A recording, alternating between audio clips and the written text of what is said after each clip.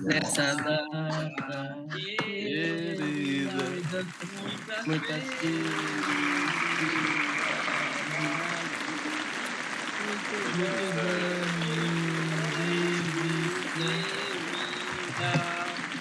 E o parabéns pra você.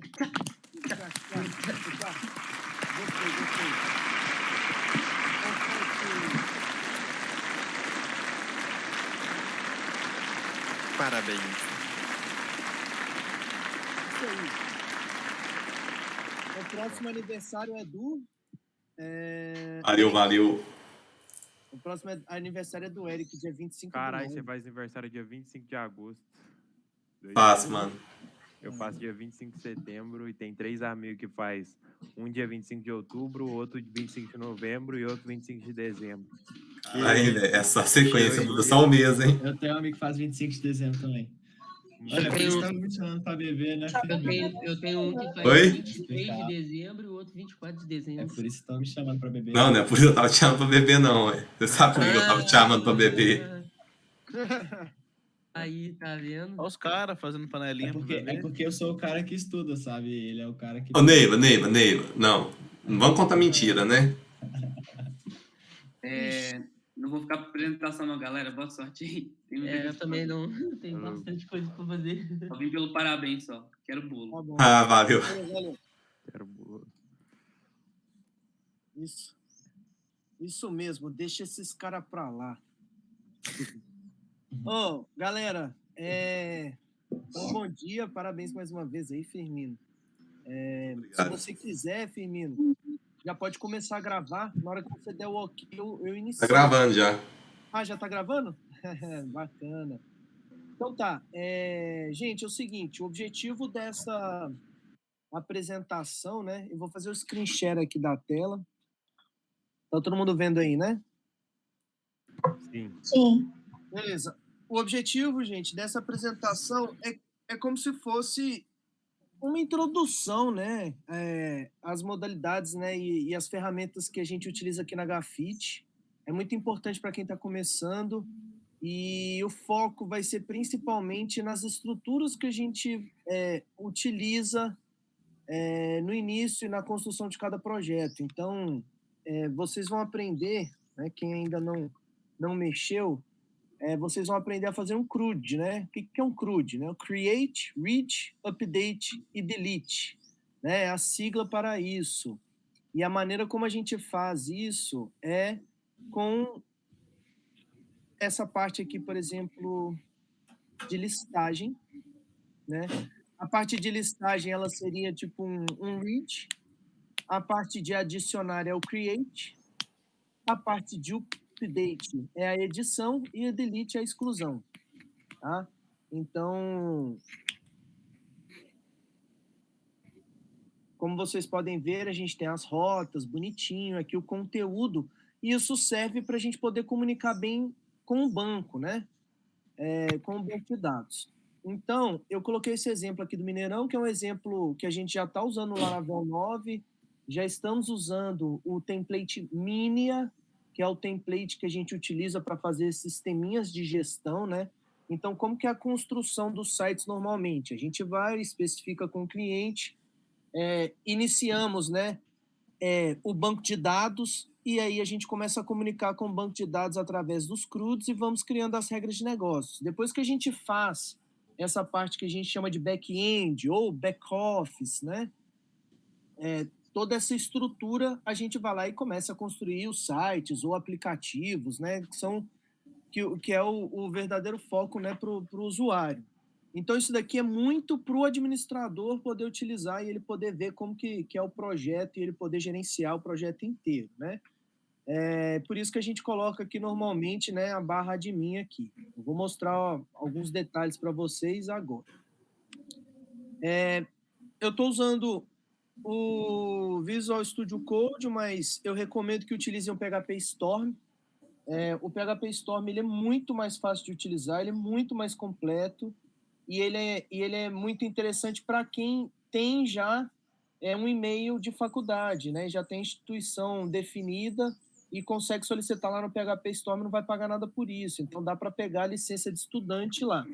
Quem não tem, vai ter que usar o Visual Studio Code e vai sofrer um pouquinho mais com isso. Mas dá para instalar bastante plugin e não é tão péssimo assim. Não, é um pouquinho pior do que o PHP Storm, mas esta é o que a gente chama de IDE, né? A plataforma de desenvolvimento de ferramentas. Né? Ela começa a reconhecer os formatos dos arquivos. Então, uma das coisas que vocês já vão entender é que a maioria dessas ferramentas elas já fazem os controles de Git, né? Dos branches e tudo mais. Aqui, no Visual Studio Code, aqui tem, por exemplo, o Source Control, que é caso tivesse alguma coisa para poder alterar, apareceria aqui para eu poder fazer o commit. E esse Git Lens aqui, ele mostra, por exemplo, as branches, né? E como que estão, né, essas informações, tem tipo histórico, talvez, acho que aqui não apareceu não, mas tem aqui os commits, né? Então, isso daqui é a parte visual, né, da linha de comando do Git, né? Não tira, né, a necessidade de entender a linha de comando para saber como que funciona o Git, tá? Mas tudo bem, tem até esse Git Graph aqui no Visual Studio Code, né, para poder entender, né, como que estão sendo feitas as features, né, e aqui os branches e tudo mais, fica tudo entrelaçado, bonitinho e tal. Beleza, então, tendo essa estrutura, né, inicial, agora a gente vai explicar o porquê de cada tecnologia que a gente utiliza. A primeira coisa que vocês precisam entender é nós não fazemos diretamente nas nossas máquinas as configurações do projeto. Por que isso? Tem gente que usa Windows, tem gente que usa Linux e tem gente que usa Mac. No meu caso, eu estou usando o Mac, mas a maioria utiliza Windows.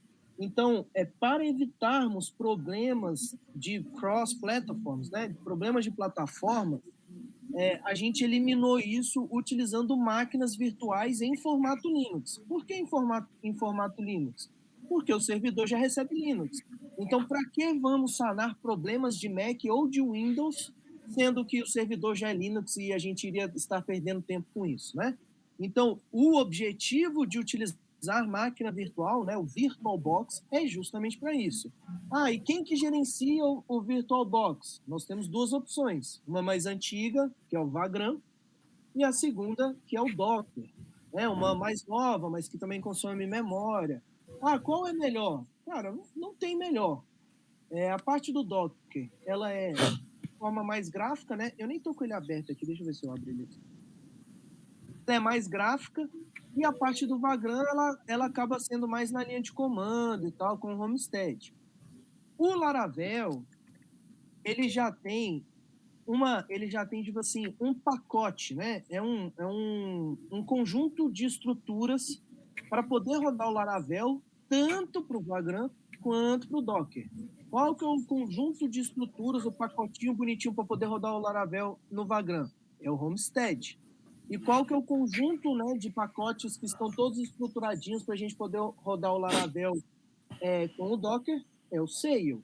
Então, a gente tem o Vagrant com o Homestead e o Sail com o Docker. Então, é importante vocês saberem, né? Deixa eu ver se eu consigo mostrar aqui em algum lugar. Aqui está o Homestead, tá? Por isso que eu falo, leiam a documentação completa do Laravel, porque vocês vão entender tudo, né? Aqui ele mostra como que funciona o Homestead e aqui ele mostra como que funciona o Sail, tá? Quanto mais informações vocês tiverem acerca de Laravel, mais vocês irão contribuir para a Gafit e para os projetos em geral, tá? Outra coisa que é muito importante, o Docker abriu agora. Tá? Ele é bem gráfico, é bonitinho, e vocês começam vocês vão aprender a mexer nele assim que baixarem e começarem as configurações. Tá?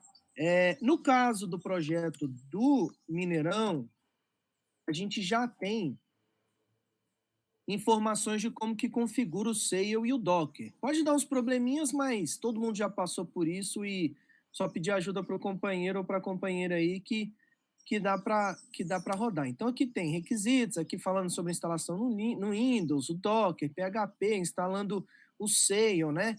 Linhas de comando, A gente utiliza o MySQL, né? E aqui está tudo explicadinho, direitinho aqui para o Mineirão. A gente já fez isso porque o Mineirão já está utilizando o Laravel 9. Tá? A gente ainda tem projetos com Laravel 5.5. O que é uma coisa muito importante para vocês saberem trabalhar de forma profissional? Além de configurar, né, a IDE, configurar o Vagrant ou, né, o Docker, vocês precisam aprender a mexer no Xdebug. Para quê? Por que precisa mexer no Xdebug? Porque a gente até brinca que é proibido colocar um console log lá no meio da linha de código para poder ter as informações. Então, o Xdebug ele é a ferramenta de debug. Então, você consegue ir linha a linha, em tempo real, rodando o projeto para poder identificar os possíveis erros, né? Vamos supor, você vem aqui na, sei lá, alguma coisa de API aqui, e você consegue colocar um breakpoint, né? Então, o breakpoint, ele vai parar, né? Na hora que você rodar e ele chamar esse arquivo, ele vai parar diretamente na linha e você vai conseguir ver os valores das variáveis e acompanhar e entender o que de fato está acontecendo. Então, assim, quem não sabe mexer no Xdebug, quem não mexeu ainda, leia a documentação do Xdebug. O Xdebug, ele tem integração para o VS Code, né, que é o Visual Studio Code, ele tem integração para o PHP Storm e tudo mais, e é muitíssimo importante. Na Grafite, quem não tem o Xdebug configurado, configure agora para tudo que você está fazendo, configura isso, porque você vai ter uma linha de aprendizado muito melhor do que sem ele. E é proibido ficar sem ele, tá? É basicamente isso mesmo. Bom, beleza, então... Já falei para vocês sobre o VirtualBox, né? Para que serve a máquina virtual, o que é o Sail, o que é o Docker, algumas coisas aqui do Laravel. É isso. Agora eu vou pular para o projeto, um exemplo, né? O projeto do Mineirão, que ele mostra um pouco de todas as tecnologias que a gente utiliza, né? Então vamos lá. Aqui tem um arquivo do Docker, obviamente mostrando configurações do Docker, né? Ele vai explicar direitinho o que tem cada coisa aqui, tem um formato específico de leitura dele, né? Ele mostra as portas, faz os apontamentos, né? Ele inicializa o MySQL e tudo mais. Ele mostra, inclusive, aonde que ele pega, né? Todos os pacotes do Laravel para poder instalar, e etc. e tal. Então, esse daqui é o arquivo do Docker, tá? Não tem um arquivo do Vagrant nesse projeto porque a gente está usando o Docker. Algumas coisas importantes aqui desses arquivos. Primeiro, gitignore, né? Aqui são as pastas e arquivos que a gente não comita, né? Então, já tem previamente configurado. São coisas que não precisa subir para ninguém, porque às vezes é definição pessoal, né? Por exemplo, o ambiente de environment, né? A parte de Env, a parte da IDE, se vai ser PHP Storm ou se vai ser VS Code, né? Então, essas coisas são muito importantes, tá?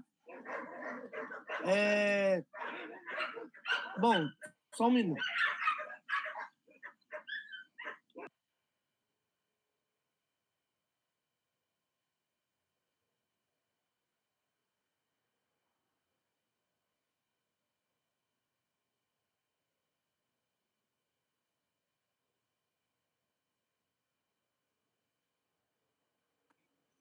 Pronto, estou de volta.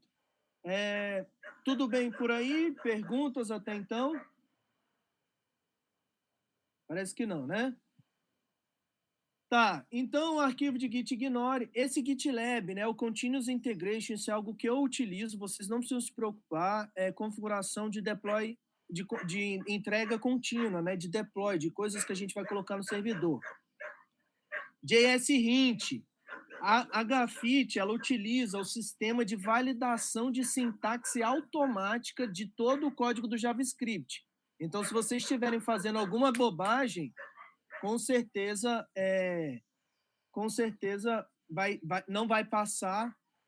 Se não estiver dentro dos padrões, a gente vai ter que, né, vai validar e tudo mais, e aí vai ter que corrigir antes de fazer commit, tá? Então, a gente já tem uma validação de JavaScript automática uma validação de SAS, né, que é o pré-compilador de CSS automática, né, e de estilo, e validação de código do PHP. Então, gente, se vocês não tiverem dentro do padrão de código de JavaScript, de PHP ou de SAS, né, com o CSS, vai ser acusado antes e vocês não vão ser permitidos de comitar. Então, leiam, entendam o que são esses arquivos e adequem-se às regras que foram definidas aqui. Beleza, o Artisan. O Artisan, ele é a ferramenta de comunicação com principalmente o banco de dados, tá? Então, vocês precisam ler a respeito do Artisan na documentação do Laravel. Tem isso descrito lá.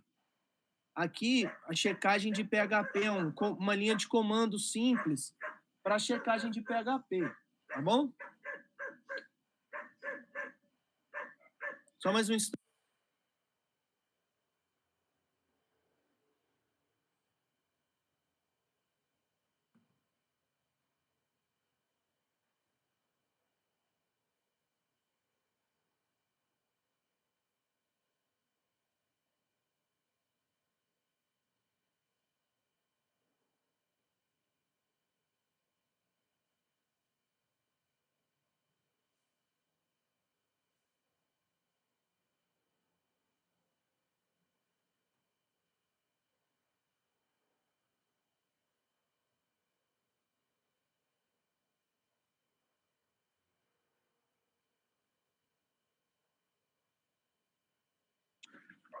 Pronto.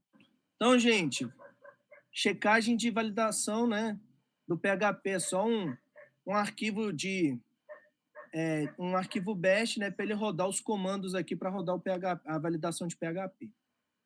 Tá. Composer. O que é o Composer? Isso daqui já vem previamente configurado pelo próprio Sail, né?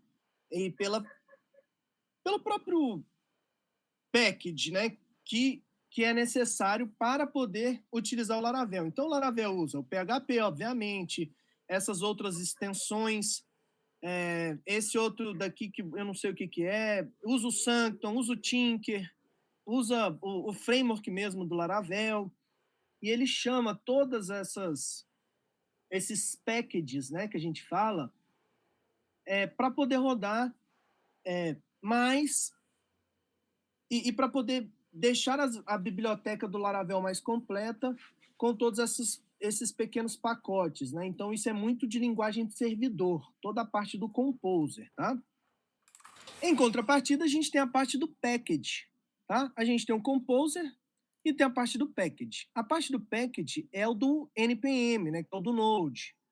Então, o NPM, ele é Node Package Manager.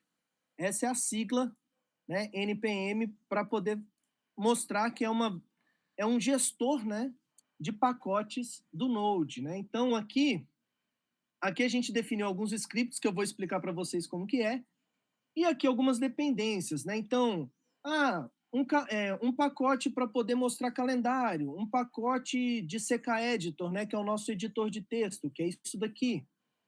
Então, a gente não constrói quase nada do zero, né? A gente pega vários pequenos pacotes que existem na internet.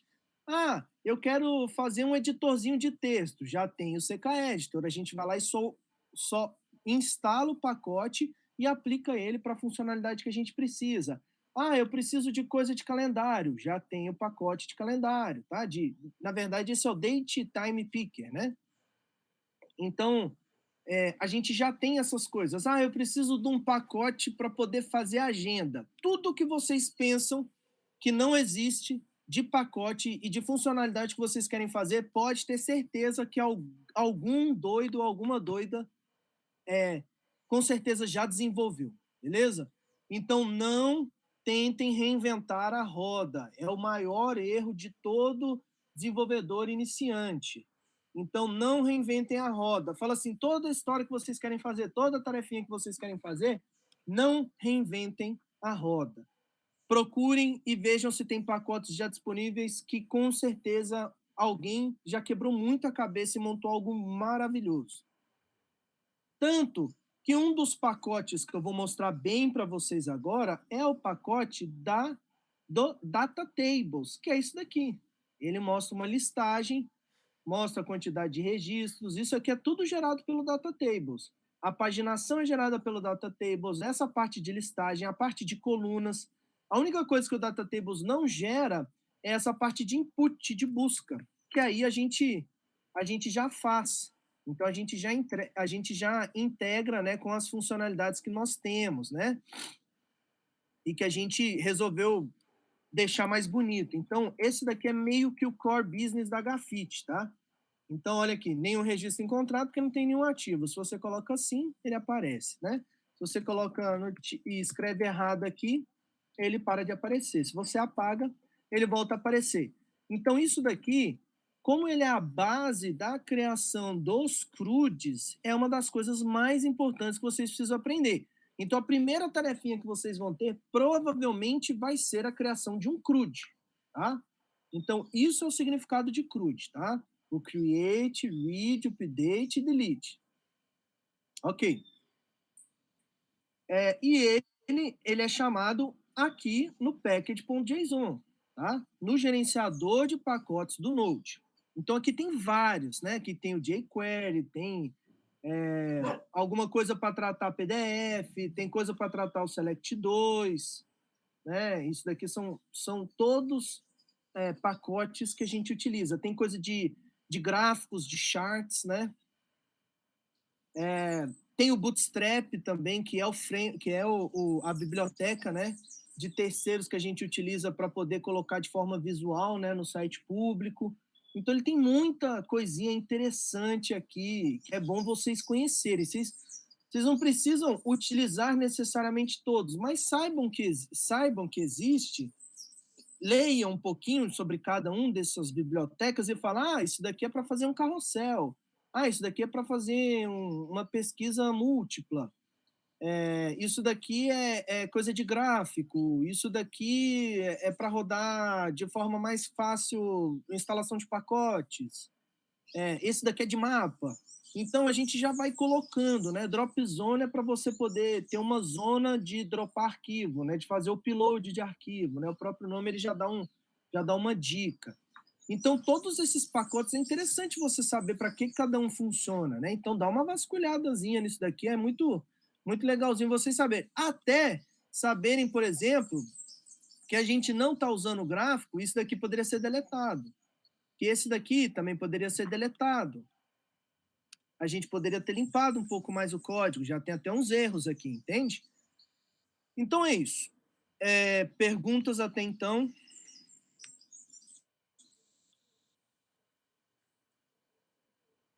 Ok, né? Vou seguir. Não tem, porque eu ainda tenho que estudar muito sobre isso aí, né? Acho que as perguntas virão. Entendi. Não, beleza, mas é importante saber que existem as tecnologias, tá? E a gente utiliza elas. Não precisa necessariamente saber mexer 100% nelas. Saiba que elas existem e o porquê que a gente utiliza elas, tá? Então, a gente utiliza o Composer para gerenciar todos os pacotes que utilizam mais na linha de servidor, né? Todas as pequenas bibliotecas que a gente utiliza mais do lado do servidor, né? Do lado do PHP. E a gente utiliza os packages mais para controlar a linguagem front-end, que é o quê? Linguagem que a gente apresenta nos browsers, né? Então, lá, que vai ser utilizado no HTML, vai ser utilizado no CSS, no JavaScript. Então, a parte que é importante entenderem de estruturas de software é que a gente tem o lado da linguagem de servidor e o lado da linguagem de browser. A linguagem de servidor é a linguagem onde tem as regras de negócio. Então, é o core, é a parte mais forte do projeto, é a parte que tem mais informações, é a parte que a gente comunica com o banco de dados, é a parte mais sensível, é a parte mais robusta. E a outra parte é a parte mais de apresentação, né? A parte de browser é a parte de imagens, a parte de apresentação para o usuário, como que vai ficar, de beleza, de eventos, de informações para o usuário. Então, é importante entenderem isso. E aqui mostra, por exemplo, no Getting Started e no Arquitetura e Conceitos e Coisas Básicas, essas estruturas, né? Então, a arquitetura que nós utilizamos na Grafite é a arquitetura de MVC. Como que é o MVC? É o Model, View e Controller, né? No caso do Laravel, ele tem também esse routing, né? Então, por exemplo, essa imagem aqui ela é uma imagem muito bacana para exemplificar, inclusive com o Laravel. Isso quer dizer o quê? Que a gente tem o banco de dados, que normalmente é em MySQL, e a gente tem um model, né? Os arquivos de model, os modelos, que são o quê? São as entidades que comunicam com o banco de dados e guardam as regras de negócio. Para a gente poder acessar essas entidades, né, essas entities, a gente utiliza o direcionamento do controlador. Então, o controlador, ele basicamente controla, né? Se você, por exemplo, está aqui no browser, faz uma requisição, né, numa página, o que é uma view? É uma renderização, é uma página. Então, se você for lá e falou assim, vou fazer o login, você está na view de login, você escreveu o seu usuário e senha e mandou um submit.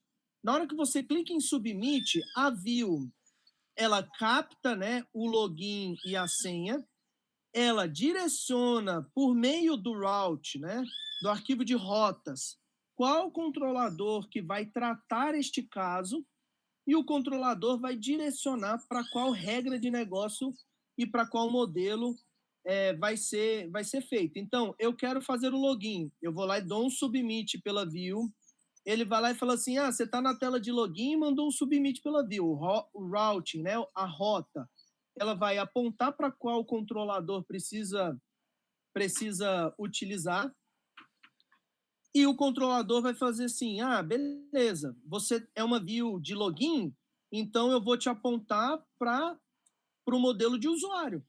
E aí a gente vai verificar se tem usuário no banco de dados. Se tiver usuário no banco de dados, eu vou te fazer um redirecionamento para uma outra página. Então, isso daqui é a parte visual da arquitetura do Laravel.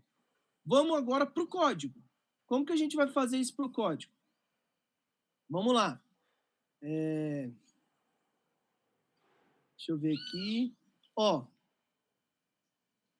Deixa eu abrir aqui a parte de views, né? Deixa eu ver se eu acho esse negócio aqui. Tem a parte de layouts, admin, user. Deixa eu ver se eu acho a parte de login. Homepage, layout. Login tá em alpha. Tá na parte de autenticação, né? Então tá, login. Valeu. Então a gente tem, né? Isso aqui é o conceito de Blade. Daqui a pouco eu vou entrar nisso, tá? A gente tem lá... deixa eu achar aqui a parte do input, né? Então tá lá.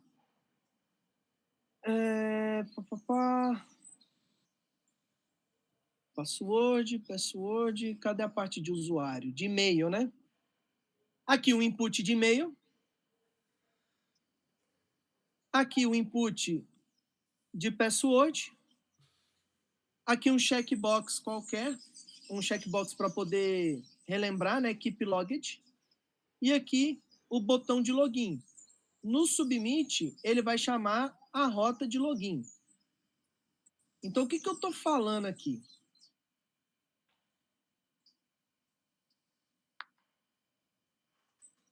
Eu estou falando dessa página. O e-mail, a senha, se é para manter conectado, e o submit. Clicou nesse botão, a gente vai lá na parte de rotas. Vou achar aqui login. Então, a gente está no controlador de auth, né? Então, auth.login. E você foi lá e fez a submissão, né?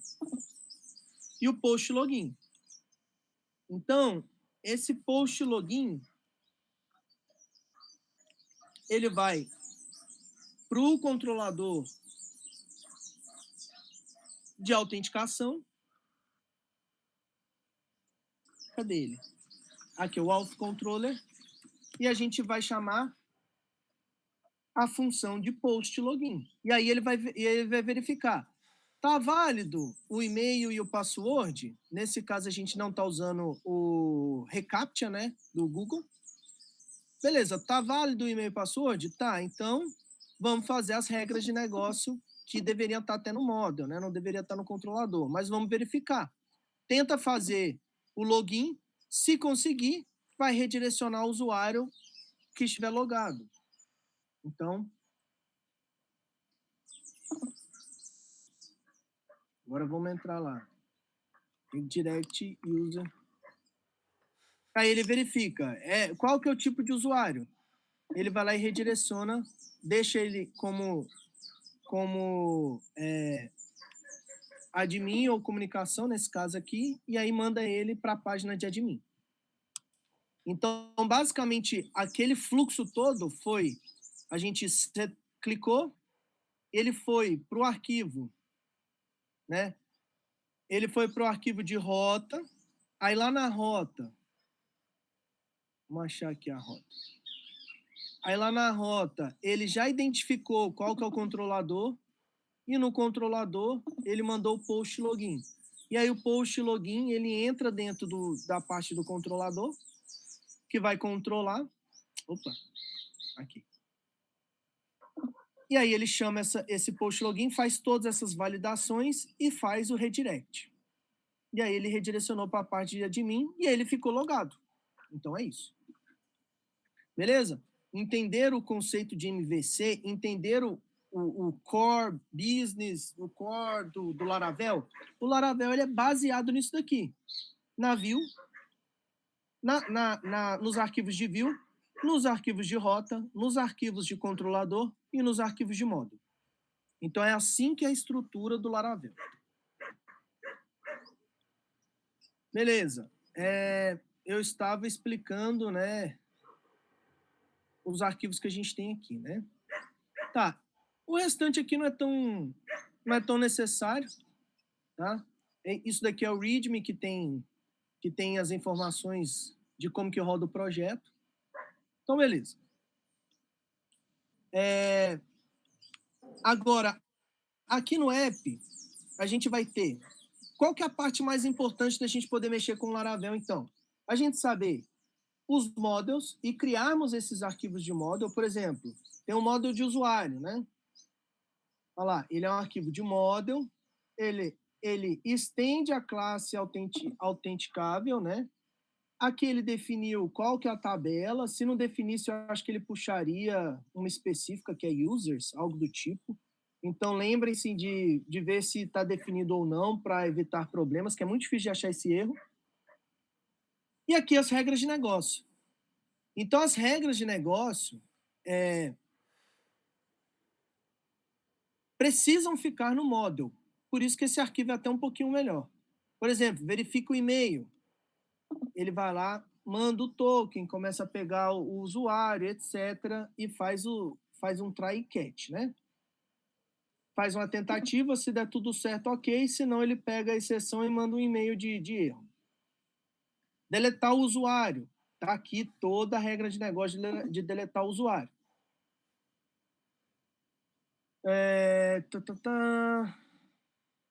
Beleza, e várias outras regras aqui. Então, as regras de negócio ficam nos modules. Os controladores, eles ficam aqui na parte de HTTP e controllers, né? Então, eu já dei o exemplo do auth, mas tem também o do user, por exemplo, né? Que tem em todos os projetos, né?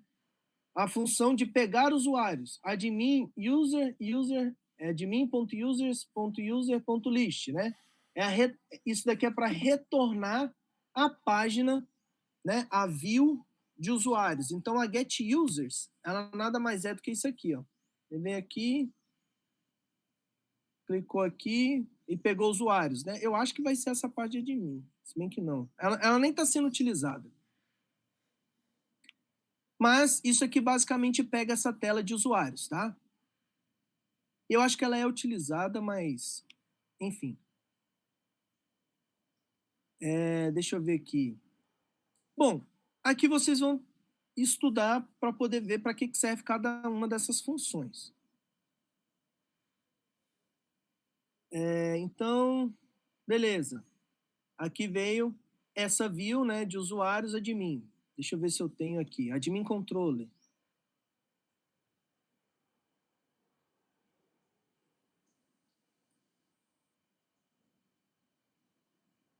Tá, enfim. Então, isso é tudo coisa que a gente criou, né? A gente criou bastante arquivo de controlador, bastante arquivo de rota, né? E as próprias rotas, né? Aqui são todas as possíveis rotas do sistema. Então, se a gente vier aqui, ó, e digitar isso daqui, bem provável da gente achar alguma coisa. Então, não achou, né? Deveria achar, né?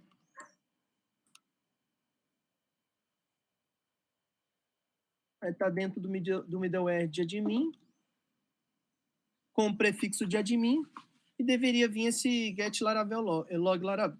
Mas tudo bem. Vamos, por exemplo, para a parte de termos. Admin, termos, traços gerais. Vamos ver se eu acho aqui a termos. Veio para esse daqui, né? Que é a rota de termos, tá? Aquela outra rota de termos não está sendo utilizada. E tem que entender que ele está dentro do grupo, né, de autenticado. Somente os autenticados que podem acessar essas rotas. E dentro do grupo de autenticados tem o grupo dos admins. Somente os admins podem acessar específicas rotas. Tá? E dentro do grupo de admin tem só o de admin ou de usuário normal, né? Que somente os admins ou os usuários, né, comunicação ou outro, podem acessar. Então aqui, essas regras aqui e essa sintaxe, tudo o Laravel explica como que funciona, tá? O que eu preciso que vocês entendam é a parte macro. E o porquê que a gente utiliza cada um desses arquivos e porquê que a estrutura do projeto é desse jeito. Beleza, então a gente tem, né, essa pasta aqui do app, que pega os models, principalmente os controladores. A parte de middleware é o controle dos tipos de usuário, basicamente. Tá? Tipo de usuário cliente, para informar, né, se o usuário ele é um cliente, para informar se o usuário é um admin, para informar se é um usuário ou comunicação, ou se é só comunicação, e algumas outras coisas de token, validações aqui específicas. Tem um arquivo de exceções que normalmente não é utilizado, ele já vem por padrão. Essa parte aqui de Bootstrap, não confundam, isso daqui não é o Bootstrap da biblioteca Bootstrap. Isso daqui, o Bootstrap, ele é um nome que eles falam para, tipo assim, início rápido. Então, ele é um termo utilizado como início rápido em inglês, e aí ele tem meio que uma construção rápida de como que é o app. Então, aqui o Bootstrap, ele constrói o app rapidamente.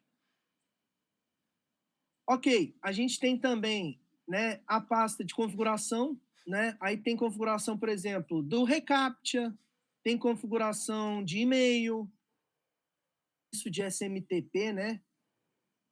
Tem configuração do banco de dados, né? A gente vai ter o banco de dados chamando aqui.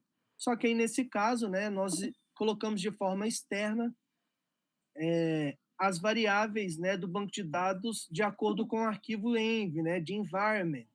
Então, cada um tem um ambiente diferente e ele seta no arquivo de environment. Aqui tem, por exemplo, o arquivo exemplo de environment, né? É só copiar o .env.example e transformar num arquivo .env, que aí ele vai pegar direitinho e os valores que precisam ser setados.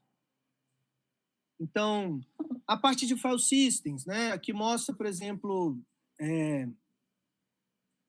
integrações com o AWS ou integrações com, sei lá, o Backblade, Backblaze, que é o sistema de salvamento de arquivos que a gente utiliza.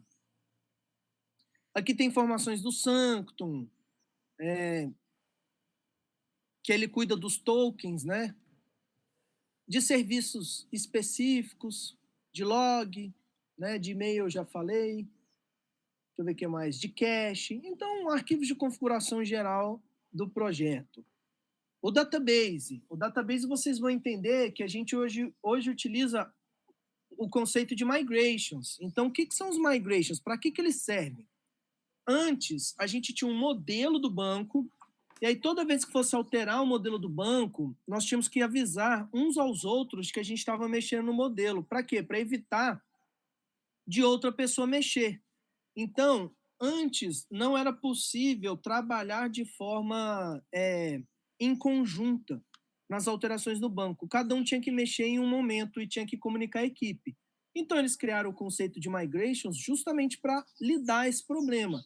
Então, o migrations, ele é como se fosse assim, agora vamos construir o banco aos poucos. Então, cada uma desses arquivos mostra a criação de uma tabela e informações específicas. Então, cria a tabela de reset de password, cria a tabela de parâmetros, cria a tabela de user type, cria a tabela de eventos. Então, o Migrations, ele roda, né, o histórico de trabalho de cada um na construção do banco de dados.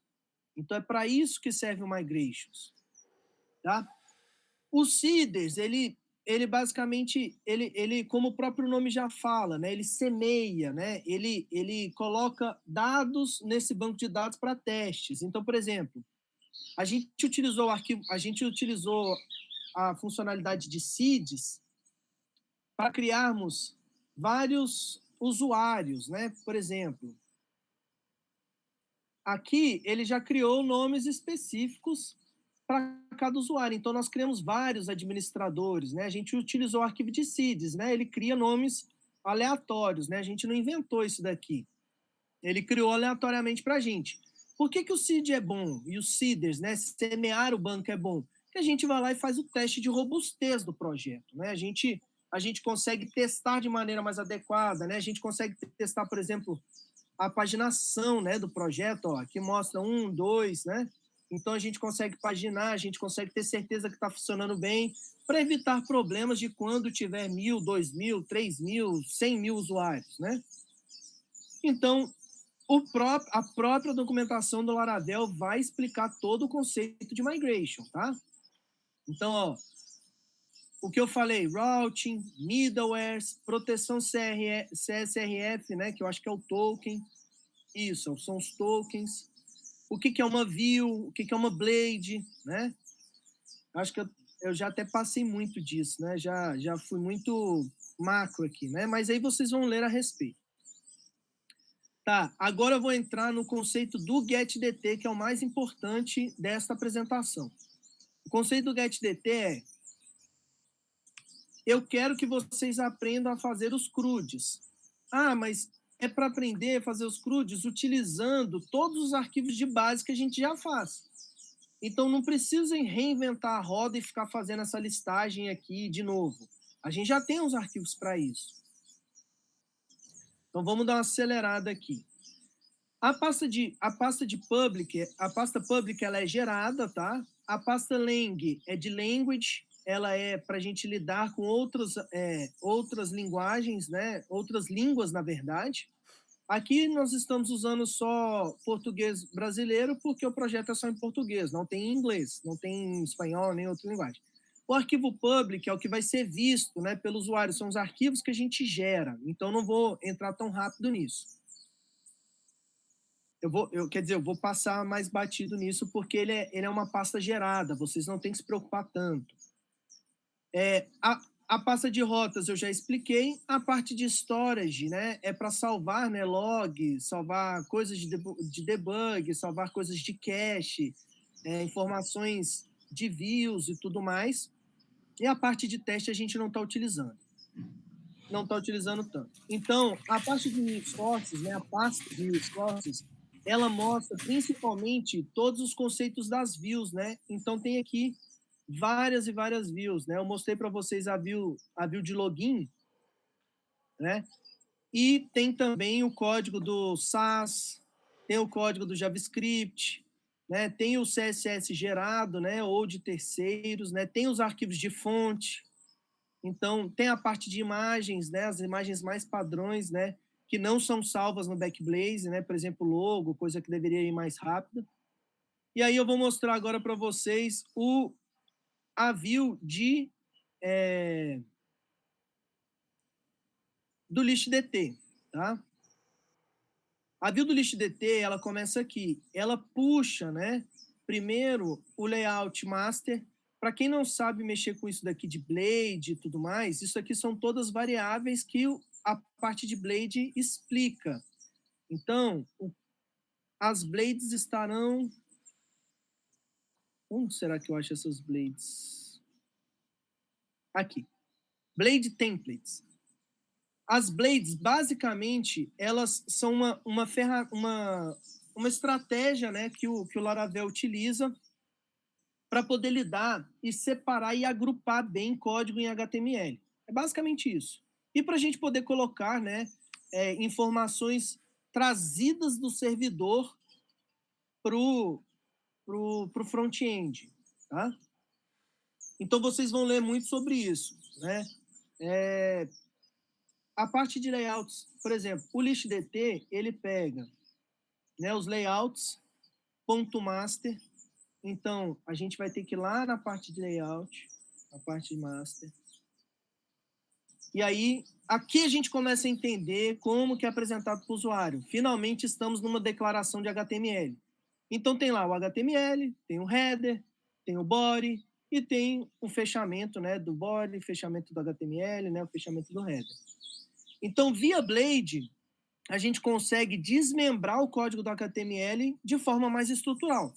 Então, a gente inclui, né, arquivos dentro das blades para a gente poder utilizar. Ou a gente informa que a gente vai colocar algum conteúdo dentro deste espaço aqui, dentro dessa hierarquia do HTML. Então, ou a gente inclui arquivos, ou a gente fala que o filho deste arquivo vai utilizar isso daqui. Tá? Então, pronto, a gente estendeu, né, o Layouts Master e fizemos o ListDT. O ListDT, ele já chamou o HTML e aí a gente criou, por exemplo, a seção do CSS, né? Então ele já puxou isso daqui. Deixa eu ver aqui. Então a gente definiu, né? A gente definiu a seção do CSS, incluímos, né, o código de CSS do ListDT, que está aqui. Isso daqui é tudo CSS. Tá? Isso aqui é tudo CSS, né, que é os estilos. E a gente falou assim, o filho do ListDT também pode incluir um CSS se ele quiser. Então, a gente já incluiu o CSS padrão e falamos que o filho do ListDT pode incluir também. Aí, a gente utilizou aqui, ó, Section Content. Então, o que vai aparecer dentro do HTML Master? Lá no HTML Master, aqui, ó, como o Master é o pai, né? Aqui vai ter todo o conteúdo disso daqui. Então, tudo isso daqui vai aparecer dentro do Content, tá? A gente definiu ali. Então, a gente incluiu um page title, né, que é um título, e aí já utiliza da maneira como quiser, né? E a gente incluiu aí o layouts page title, né? Vamos colocar aqui o page title. Então a gente basicamente colocou isso daqui, que é padrão para quase todas as páginas, né? Então a gente fez um yield aqui para colocar o título, né? Então é basicamente aqui, ó. É isso daqui. Esse aqui é o page title. E aqui os botões, tá? Então esse é o page title. Então tem o page title e aí agora todas as divs para poder montar a tabela, né? Então, se vocês forem ver, aqui a table aqui. Isso daqui é toda a tabela do Data Tables. Então, aqui a gente consegue ordenar, a gente consegue, né, fazer busca. Isso daqui eu já mostrei para vocês. Então, isso daqui tudo é uma tabela. E aí, a tabela, ela também fala, ó, quem for utilizar o ListDT tem que declarar essas variáveis aqui, esses corpos, né? E escrever coisa lá dentro. Então, a gente fez toda a estrutura base, tá? E aqui a parte de script também adicionando já um JavaScript padrão. Então, a gente já tem todo o CSS definido para gerar aquela tabela e todo o JavaScript definido para poder gerar aquela tabela também. Tanto que ela vai lá e pega a tabela responsiva e gera o data table. E aí, como que gera o data table? Com uma infinidade de funcionalidades e especificações. Muitas e muitas e muitas e muitas e muitas e muitas especificações. Então, Henrique, tem que saber tudo do ListDT, todas as linhas? Tem, de cor. Se possível. ListDT, ListDT JavaScript e ListDT CS. Tem que mexer em alguma coisa disso? Não. Se achar algum erro, me informa que a gente dá uma olhada e tenta aprimorar. Mas é só para aprender a utilizar esses arquivos. Tá? Então, beleza. Como nós não reinventamos a roda, a gente já definiu toda uma estrutura para gerar esses campos, toda uma estrutura para gerar essas linhas, toda uma estrutura para poder utilizar esse active, esses botõezinhos, o título. Então, isso tudo aqui a gente consegue gerar de uma maneira mais simples. Vamos dar um exemplo da geração de uma maneira simples. Então, esse list, eu sei que ele está utilizando o meu ListDT. No ListDT, eu já posso passar alguns parâmetros. E aí eu falo, eu vou adicionar um novo CSS? Não precisei, mas eu precisei declarar, porque o meu ListDT falou que o filho tem que declarar um CSS. O ListDT falou que eu tenho que colocar um título, então é aqui que eu ponho o título. O ListDT falou que eu tenho que pôr um head title, então é aqui que eu ponho head title. Aqui a gente já fez até com arquivo de tradução, lindo, maravilhoso. Então a gente vem aqui no arquivo de tradução users.adminlist e já tem o arquivo de tradução aqui, né? Users, adminlist, lista de administradores. Então, é assim que mostra a lista de administradores. Beleza. Então, voltamos lá para o list. Então tá. Então a gente já preparou o sistema inclusive para possíveis traduções. Olha que maravilhoso. Maravilhoso isso. Então, tem uma nova seção lá de adicionar o botão? Tem. Quais são os botões que a gente pode colocar? Esse daqui, que é o botão de adicionar usuário, né? Ou de editar. Beleza. Esse add button tá onde? Cara, procura. Pesquisa tudo, procura. Não é nos list. Eu sei que ele é dentro do page title, né? Mas vocês iriam achar ele aqui. O page title é utilizado pelo ListDT. E dentro dele, ele fala assim, qualquer filho que quiser utilizar o page title vai ter que definir um add button. Se vai ter algum conteúdo ou não, aí é com a regra de negócio. Então, beleza. Então, voltando, né?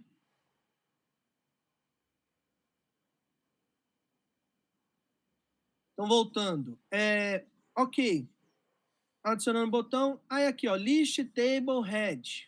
Então, o que é o list table head? Vamos voltar lá no ListDT rapidinho para a gente poder mostrar.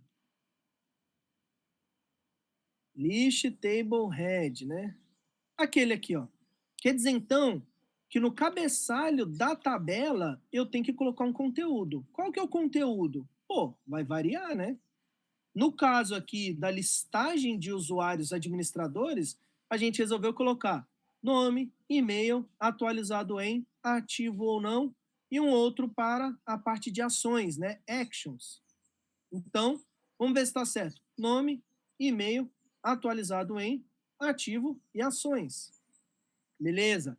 Definimos isso. Aí, o que é esse outro aqui? Esse outro aqui são os inputs de busca. Olha lá os inputs de busca. 1, 2, 3. Ah, esse aqui não é input, não? É um select. Beleza. Input, input, input, select. Certinho? Então, vamos lá. Então, entenderam o cabeçalho do ListDT, né? Os títulos, né? Quais são as colunas. Ah, mas eu preciso adicionar uma outra coluna, é diferente. Então, é só você ver de acordo com a regra de negócio. No caso de usuário, era daquele jeito. No caso, por exemplo, de, sei lá, lista de banners, 1, 2, 3, 4, 5, 6. Tem 6. Então, vai ser diferente aqui a quantidade de headers, tá? De table head. Então, beleza. Isso daqui está feito. Ah, e o que é isso aqui? Caramba, eu não sei o que é isso. Vamos dar uma pesquisada. O list table dt URL, vocês podem fazer uma busca no projeto inteiro, mas eu já sei até onde que fica. Ele fica dentro do JavaScript. Então, olha que doideira que a gente fez. A gente colocou aqui código, a gente colocou aqui só texto. Aqui a gente colocou só texto também. Aqui a gente colocou código de HTML. Aqui a gente poderia ter colocado código de CSS. Aqui a gente colocou, de novo, código de HTML. E aqui, a Blade ela é tão potente, mas tão potente, que nós colocamos código de JavaScript. Olha que loucura. Então, vamos lá. List, table, dt, URL. Opa, list, table. Olha aqui. Nós definimos no arquivo list.dt de JavaScript que vai ter um filho do list.dt que vai ter que colocar um código de URL, um código de JavaScript. Então, o que isso quer dizer? Quer dizer que na inicialização do data tables a gente tem que definir qual que é o URL que vai chamar os dados da listagem. Então, admin, usuários, e a gente usa como padrão o DT de data tables, e o nome da rota nós mandamos por parâmetro. Tá? The route name. Tá, o route name está aqui declarado como admin. Então, o que isso daqui quer dizer? Isso daqui quer dizer que o código de JavaScript do data tables, ele vai chamar lá no arquivo de rotas isso daqui. Vamos achar isso daqui lá no arquivo de rotas. Routes, web. Vamos ver se eu acho isso daqui. Ah, não, porque eu não preciso do prefixo, né?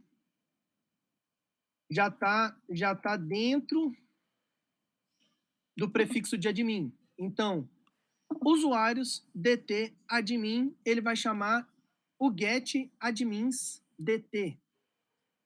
Então, o que é o get admins dt dentro do controlador de usuário, né?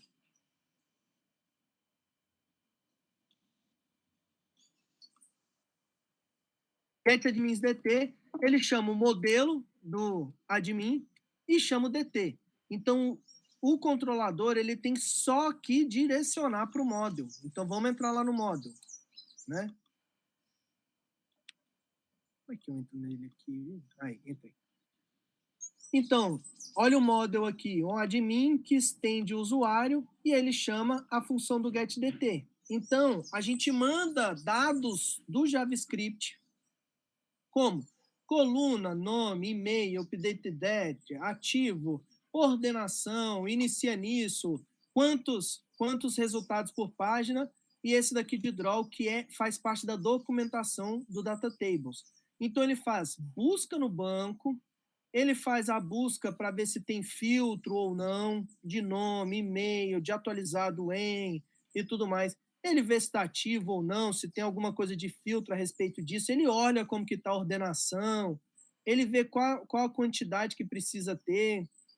E aí, ele faz a busca no banco. Depois que ele faz a busca no banco, a gente começa a construir todos os dados que a gente quer apresentar lá na listagem. Então, tudo isso daqui, cada resultado dentro da busca, ele vai ser uma linha. Então, ele vai buscar isso daqui. Então, a gente retorna uma div com nome, link, né? Vamos voltar para o de usuário, fica mais fácil. Então, a gente retorna uma div com nome, e-mail, o formato da data, ativo ou inativo, e aí ele vai construir a div bonitinha, tá vendo? E aqui, por exemplo, a parte de visualizar, editar ou deletar. Então, ele construiu toda essa partezinha para a gente, ó. Então, a gente pegou e colocou toda essa div no retorno do modelo do GetDT. E aí, depois, a gente mandou retornar. Ok? Então, gente, é o seguinte. Voltando aqui, só para fechar esse arquivo aqui só para fechar funcionamento do ListDT.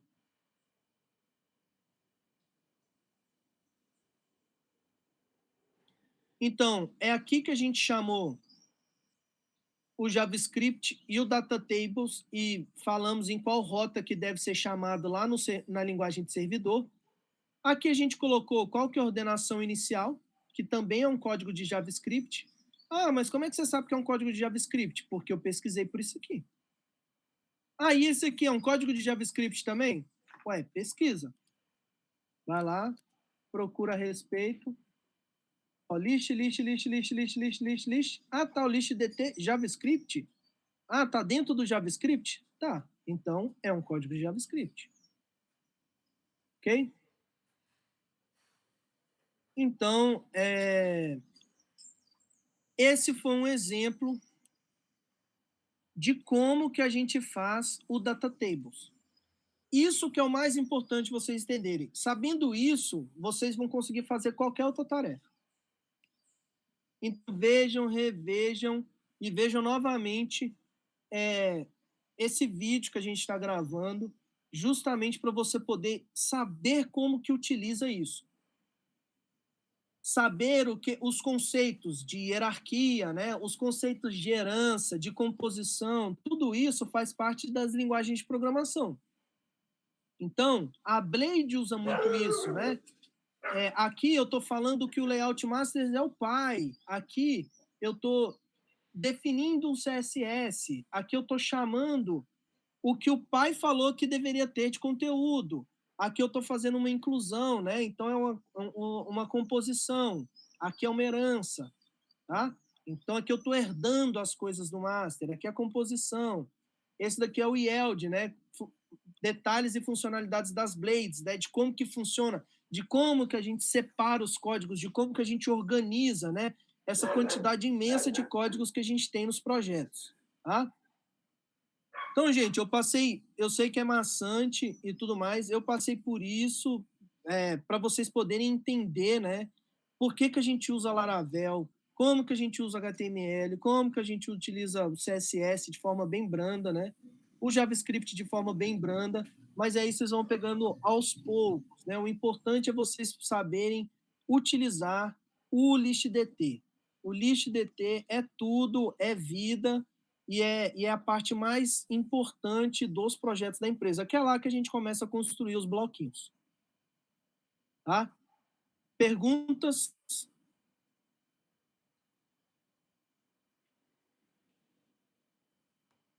Fechamos? Fechamos, mas eu gostei, achei muito bacana, porque como eu estou vendo muita teoria, né? Aí na prática tem muita coisa lá no Mineirão, né? Sim. O Mineirão ele é um dos exemplos dos projetos, né? Mas a gente tem projetos muito maiores, né?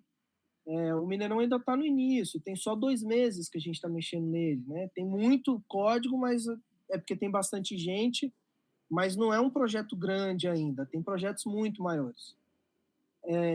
Mas então, e aí, gente, mais alguma pergunta? O aniversariante do dia, Firmino? Tudo certo. Pode parar a gravação aqui? Pode, por gentileza. Na hora que terminar, você me avisa.